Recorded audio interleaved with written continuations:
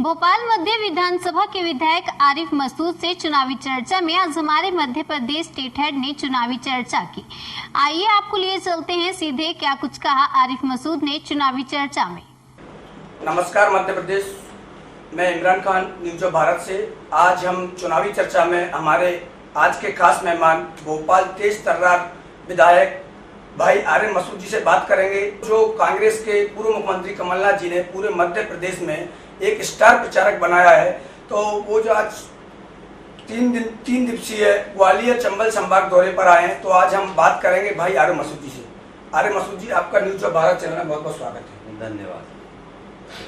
मसूद जी, आप पर इतना बड़ा भरोसा माननीय कमलनाथ जी ने जताया है, आपको एक स्टार प्रचारक के रूप में पूरा मध्य प्रदेश में 22 सीटों पर आपको उतारा है, तो आप किन उससे और आप जो जनता के बीच जा रहे हो, मुस्लिम वोट बैंक के लिए जा रहे हो, मुस्लिम समाज के लिए जा रहे हो, अन्य समाज के लिए जा रहे हो, आप विकास के किन मुद्दों को लेकर जनता के बीच जा रहे हो? देखिए, हम लोग तो दो चीज़ों पे काम कर रहे हैं कि एक तो मध्य प्रदेश में पहली बार लोकतंत्र की खुली हत्या हुई, पैसों में खरीद फरोख्त होकर विधायकों को खरीदा गया और खरीद कर सरकार गिराई गई। जिस सरकार को 15 साल नकारा और नकारात्मक योजनाओं के तहत जनता ने नकार दिया था, तब कमलनाथ जी को अपना विश्वास दिया था। तो पैसे के दम पे विधायक खरीद कर जिस तरह से सरकार बनाई गई, तो जाहिर है कि हमें जनता को सिर्फ इतना बताना है कि अब जनता निर्णय ले कि आपके वोटों को जिनने बेचा है उनको सबक सिखाने का सही वक्त यही है कि हम 3 तारीख को हाथ के पंजे पे वोट करें। आप अभी ग्वालियर चंबल संभाग में 3 दिवसीय दौरे पर है, तो कौन कौन सी विधानसभा क्षेत्र में आपका दौरा है? मैं लगभग हर विधानसभा में जा रहा हूँ। कल मैं गया था, गोहद गया था, दिमनी गया था, मऊ गया था, बहुत सारी जगह में वहाँ पे भी होके आया हूँ। यहाँ पे भी जहाँ कैंडिडेट्स को ज़रूरत लगती है और जहाँ पार्टी को लगती है, मैं जाऊँगा। और मैं तो सबसे ये कहूँगा पूरे ग्वालियर चंबल संभाग से, इस टाइम ग्वालियर और चंबल संभाग को पूरा देश देखना चाह रहा है, पूरा देश जानना चाह रहा है कि ये देश इस मुहाने पे खड़ा है कि जहाँ इतना बड़ा खुला खरीद फरोख्त होकर सरकार गिराई गई हो, तो अब ग्वालियर और चंबल संभाग के मतदाता उनको क्या सजा देने वाले? मसूद जी, आपने अभी बोला कि खरीद फरोख्त, ये बात सही है, जनता में भी ये मुद्दा बना हुआ है, बिकाऊ नहीं टिकाऊ चाहिए, तो इस पर आपकी क्या टिप्पणी है? ये होना यही चाहिए। देखिए, हम लोग बड़ा राजनीति कर रहे हैं, सीधी बात है, राजनीति में सबसे सबके संबंध अच्छे नहीं होते। कोई चीज़ें हम रोज़ जाके मुख्यमंत्री से कहें और मुख्यमंत्री हर बात हमारी माने, ये ज़रूरी नहीं होता। लेकिन ये भी नहीं होता कि हम इस तरह का दगा और धोखा अपनी मात्र संस्था के साथ करें। बातें करने और मनाने के जो तरीके होते हैं, बहुत सारे लोग होते हैं, बहुत सारे ऐसे विधायक हैं जिनकी सरकार में, भारतीय जनता पार्टी की अभी मौजूदा सरकार में कई विधायक हैं जिनकी बात उनके मुख्यमंत्री नहीं मान रहा है, लेकिन ऐसा नहीं कि उन्होंने पार्टी छोड़ दी होगी। हमारे यहाँ तो सीधा सीधा धोखा होगा। मसूद जी, अभी आपको भी देखने में आ रहा हो, ग्वालियर चंबल संभाग में मुस्लिम समाज का कोई ऐसा लीडर नहीं है, मुस्लिम समाज के लिए कोई ऐसा नेता नहीं है जो आकर उनकी आवाज़ उठा सके। और ग्वालियर चंबल संभाग कहीं ना कहीं, चाहे विकास का हो, चाहे किसी का भी मुद्दा हो, चाहे मदरसों में हो या बच्चों की पढ़ाई में हो, बहुत पिछड़ा हुआ। तो इसके लिए आप, अगर आपकी सरकार आती है, तो आप ग्वालियर चंबल संभाग के लिए वरिष्ठ नेतृत्व में क्या बात रखेंगे अपनी? नहीं, एजुकेशन पर बहुत काम होना चाहिए और मैं तो अपने समाज के लोगों से कहूँगा कि पढ़ाई की तरफ आप लोग आइए और बहुत ज़रूरी है कि अच्छे एजुकेशन सेंटरों में पढ़ाई करें और बच्चों को पढ़ाने की तरफ लगाना चाहिए और मेरा पूरा तवज्जो और ध्यान इस तरफ रहेगा। मसूद जी, इस चुनाव तो काफ़ी मैंने भी कराए हैं, आपने भी कई चुनाव देखे हैं, आप भी पिछले 2 साल से विधायक, इससे पहले भी आपने देखा करता था, जब भोपाल में होता था। काफ़ी लीडरशिप आपकी अच्छी है और आपके पास टीम भी अच्छी है, काफ़ी समाज सेवक के रूप में भी आप जाने जाते हो, गरीबों की मसीहा। आप पूरे लॉकडाउन में आपने एक गरीबों का काफ़ी किचन सेंटर भी चलाया, घर घर तक खाना पहुँचाया। तो मसूद जी, इस चुनाव में भाषाई मर्यादा इतनी बिगड़ चुकी है कि कभी देखने को नहीं मिली। चाहे वो आपके पूर्व मुख्यमंत्री कमलनाथ जी हो, उन्होंने भी अभी पूर्व मंत्री इमरती देवी के ऊपर एक टिप्पणी की थी हाल ही में डबरा में कि आइटम है। उसके बाद में अनूपपुर में पूर्व मंत्री जो कि आपके साथी थे, पहले अब भाजपा का दामन थाम लिया है, उनने सामने वाले प्रत्याशी की पत्नी को रखेल बताया और उसके बाद में आज एक वीडियो उनका सामने आया है, वो एक रिवॉल्वर की दम पर वोटरों से वोट मांग रहे हैं। तो क्या ऐसी भाषाई मर्यादा का उपयोग चुनाव में होना चाहिए? देखिए, तो कोई भी परंपरागत बातें हैं और ये अच्छी बातें नहीं हैं। हर इंसान को कोई भी बात हो राजनीति में, मैं इस बात का पक्षधर हूँ कि बहुत लिहाज करना चाहिए, लेकिन जो मुद्दा भारतीय जनता पार्टी ने पूर्व मुख्यमंत्री कमलनाथ जी का बनाया, तो मैं एक सवाल का जवाब शिवराज सिंह चौहान और भारतीय जनता पार्टी से मांगूंगा, उसका जवाब अभी तक किसी ने दिया नहीं। मैं आपके ज़रिए पूछना चाहता हूँ कि मध्य प्रदेश में जब कोरोना काल आया तो उस समय शराब की दुकानों पे महिलाओं को तैनात किया था शिवराज सिंह ने, आपने मुद्दा भी उठाया था और उसका मैंने विरोध करा था। उसके बाद वो आर्डर निरस्त हुआ था। तो मैं पूछना चाहता कि उस पर कोई बात होगी, वो महिलाओं के साथ जो अपमान हुआ था उस पर कभी कोई नहीं बोला। हालांकि मैं इस बात का पक्षधर कभी नहीं हूँ कि हमें कोई गलत शब्द में अपना सियासी बात करने का इंसान हूँ, अपनी बात करने का आदमी हूँ, लेकिन मैंने हमेशा इस चीज़ का लिहाज करा है कि दो चीज़ों का राजनीतिक जीवन हो चाहे सामाजिक जीवन हो, आदमी को बहुत लिहाज करना चाहिए कि किसी के धर्म के बारे में बुरा नहीं बोलना चाहिए। वो किसी भी मज़हब का व्यक्ति हो, हमें सब धर्मों का सम्मान करना चाहिए। उसके मानने के तरीके अलग अलग हैं। इसी तरह किसी भी व्यक्ति के ऊपर इस तरह की टिप्पणियाँ नहीं होना चाहिए कि एक दूसरे को मनमुटाव बढ़े। लेकिन जो लोग आज सवाल उठा रहे हैं उनसे सवाल तो होगा, तो पहले अपना तो जवाब दें।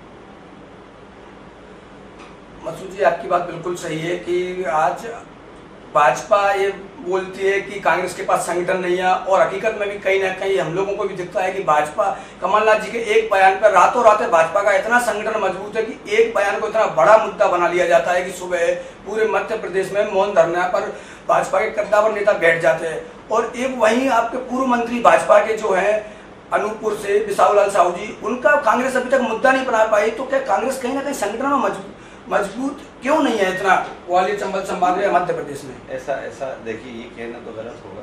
ये बात सच है कि मुद्दे बनाने, झूठ और लफाजी करने में तो भारतीय जनता पार्टी शुरू से माहिर रही है। इनकी माहिरता हासिल है कि किसी को इसको बना ले। कांग्रेस संस्कृति वाली पार्टी है और कांग्रेस अपनी सोच के हिसाब से चलती है, और किसी ऐसी चीज़ों को अगर कोई व्यक्ति ने गलत कर दिया तो हम उसको मुद्दा बनाए, उसको राजनीतिक स्टंट बनाए, ये कांग्रेस की परिभाषा में कभी नहीं रहा है, तो आज भी नहीं रहा है। ये लोग तो अपना, इनका काम यही है, झूठ सच करते रहते हैं, शुरू से इनका काम है ये झूठ सच करने वाले लोग। तो क्या आपको लगता है कि 28 सीटों पर उपचुनाव है, क्या 28 की 28 सीटें कांग्रेस जीत रही है? निश्चित रूप से। मैंने कहा ना कि मध्य प्रदेश के मतदाता पहली बार लोकतंत्र के हत्यारों को और अपने मतों को बेचने वालों को सबक जरूर सिखाएंगे और हाथ के पंजे में मोड़ डालेंगे। भाजपा चुनावी सभाओं में एक बात बोलती है कि माननीय कमलनाथ जी ने जो घोषणाएं की थी राहुल गांधी जी के समक्ष कि किसानों का कर्जा माफ, तो कर्जा माफ नहीं किया। जबकि ये बात हमको ही मालूम है कि कमल पटेल जी ने इस बात को विधानसभा में माना कि हाँ 27 लाख किसानों का कमलनाथ जी ने वो कर्जा माफ किया है, लेकिन भाजपा इसको मुद्दा बनाकर चल रही। वहीं बेरोजगारों के लिए 4,000 रुपये महीने का जो कमलनाथ जी ने वादा किया था वो भी पूरा नहीं हुआ। तो एक ये भी मुद्दा भाजपा बना के चल रही। तो आखिरकार अगर ऐसा माफ किया नहीं किया तो अगर कमल पटेल जी ने इसको क्यों माना, तो इस पर आपकी क्या राय है? देखिए, 18 महीने हमारी सरकार है, 15 से 17 महीने, 6 महीने चुनाव में निकल गए लोकसभा के। उसके बाद हमको मिले 10-12 महीने चुनाव का। 10-12 महीने के अंदर कमलनाथ जी ने 1-1 लाख रुपए तक के किसानों के कर्जे माफ़ कर दिए, 2 लाख के करने वाले थे। युवाओं को जो बात योजना की पैसा देने की कही थी वो कंप्लीट होके जा रही थी। 300 रुपये जो वृद्धा पेंशन थी उसको 600 रुपये कर दी थी। 1,000 का वादा करा था, हमने 600 रुपये देना शुरू कर दिए थे। हमने वादे ज़रूर करे थे, जो वादे करे थे उसको पूरे करना शुरू कर दिए थे। ये नहीं करा कि हमने अपने घोषणा पत्र में घोषणा तो करी और उसको टाले रहे 5 साल तक। हमारी सरकार तो जनता ने 5 साल के लिए चुन के दी थी ना, तो 15 महीने में ही 300 के 600 फिर 1,000 होने वाले थे। बिजली 100 रुपये यूनिट कर दी थी, ये किसने कर दी थी? कमलनाथ जी ने करी थी।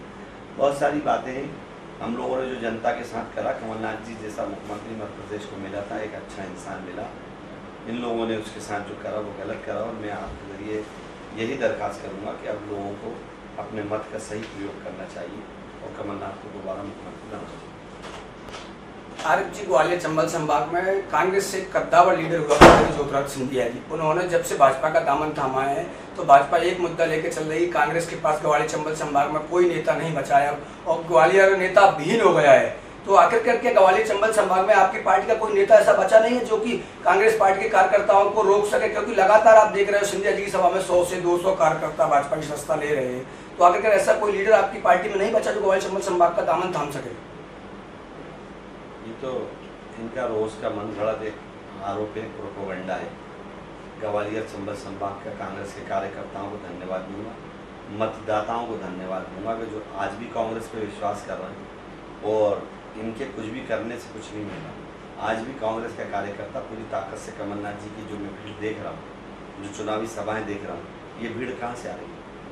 ये कहीं से लाई तो जा नहीं रही है। ग्वालियर की मतदाता है, ग्वालियर के लोग हैं।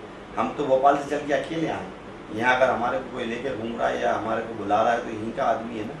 मैं तो धन्यवाद देना चाहता हूँ ग्वालियर चंबल संभाग के लोगों को।